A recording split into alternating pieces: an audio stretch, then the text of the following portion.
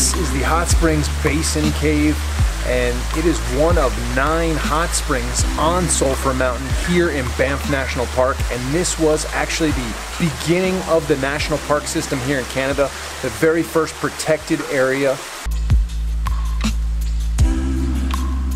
Originally, the cave was discovered and accessed via this hole in the ceiling, this skylight above, and then eventually, to make better access, they blasted this tunnel through the rock here.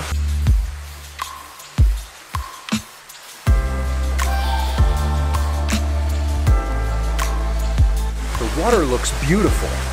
However, you can't touch the water or go in the water due to the fact that there is a endangered species present, a protected snail. The Banff Springs snail resides in only 7 of the 9 springs here, and it's the only place on the planet where that snail is found. It controls the growth of bacteria and algae here in the hot springs. They actually discontinued swimming in the 1990s before they even discovered the snail, because only 7% of the visitors that came here actually bathed in these hot springs. 93% would go to the upper hot springs, which actually we'll be hitting later on today.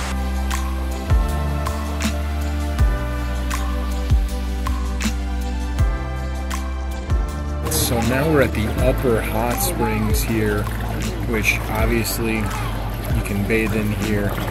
The one thing I'm noticing that I'm not a fan of is that they do chlorinate it, so there's no sulfur smell, but there is a mild chlorine smell.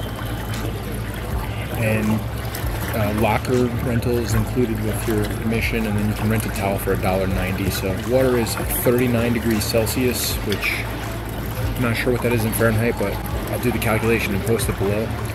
Pretty nice. I mean, I wouldn't call it a natural hot springs per se. It's more like a man-made hot springs filled with natural hot water, I guess. The chlorine really ruins it for me personally. If you thought the lifeguard at the hot tub was just a fictional Saturday Night Live sketch starring Jim Carrey, you're wrong. Based on a true story. Infamous.